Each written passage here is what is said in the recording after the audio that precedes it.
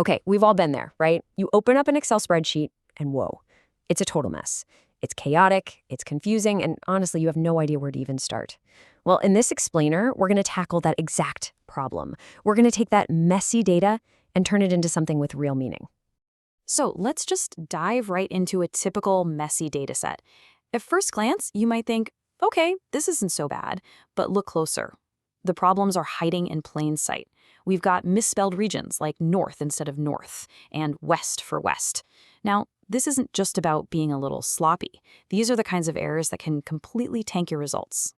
And what's wild is how these tiny little mistakes can have absolutely huge consequences.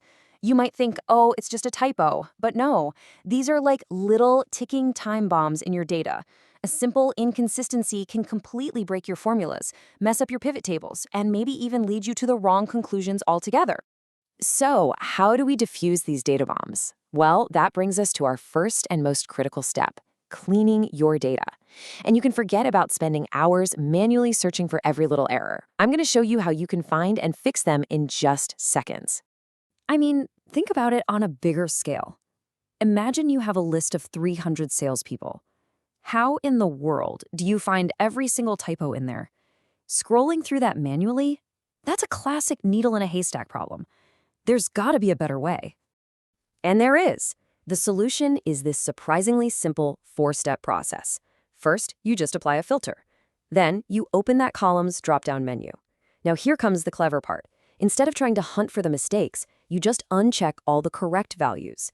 And just like that, the errors are all that's left, letting you fix them all at once. It's an awesome trick that basically pulls the needles right out of the haystack for you. And here's the payoff. A perfectly clean, consistent column where we know every single entry is correct. And believe me, this foundation of clean data is absolutely crucial for everything we're going to do next. Okay, now that our data is squeaky clean, we can move on to the next logical step, organizing your view. This is all about putting your information in its proper place so we can start to see the patterns hiding inside. Now, to organize your data well, you have to understand the difference between two key tools, sorting and filtering. Sorting physically reorders all of your data. Filtering, on the other hand, just temporarily hides whatever you don't want to see at the moment. Think of it this way. One changes the whole arrangement, the other just changes what you're looking at.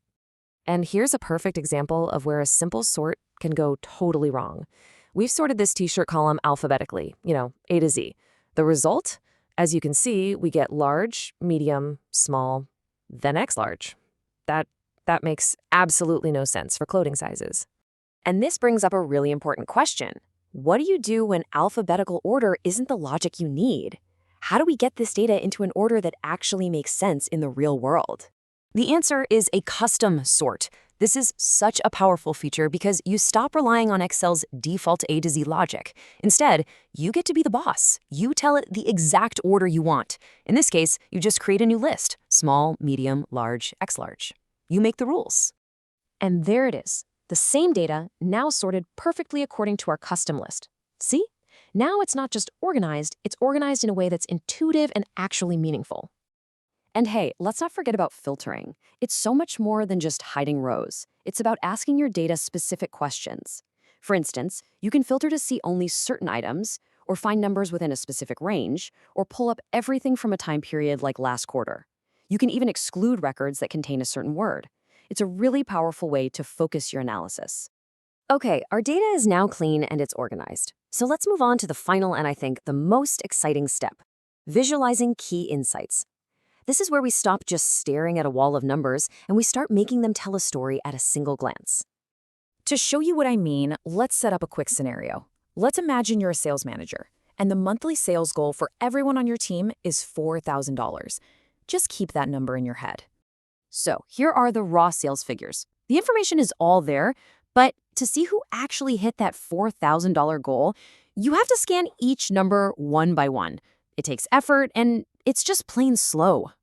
But now, look at the difference. With just one simple conditional formatting rule, highlight all cells greater than $4,000, the story just leaps off the page. Instantly, you can see that August was a tough month, while September and October were much, much better. No scanning required. But why stop there? We can get even more visual. Check this out. Data bars. These are like mini bar charts that live right inside each cell. The longer the bar, the higher the value.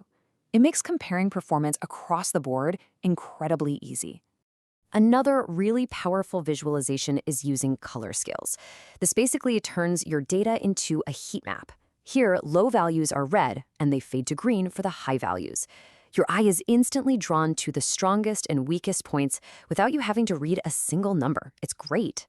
And for one last trick, we have icon sets. With these simple little symbols, you can instantly categorize performance. So here, we've got a green arrow for high performers, yellow for average, and red for low. It's a super quick, symbolic way to understand the landscape of your data.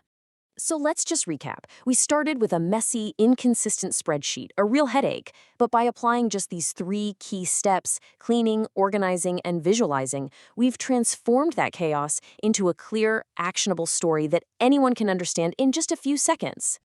And that really just leaves us with one final thought. You now have the keys to unlock the meaning that's been buried in your own spreadsheets. So the only question left is, what hidden stories is your data waiting to tell?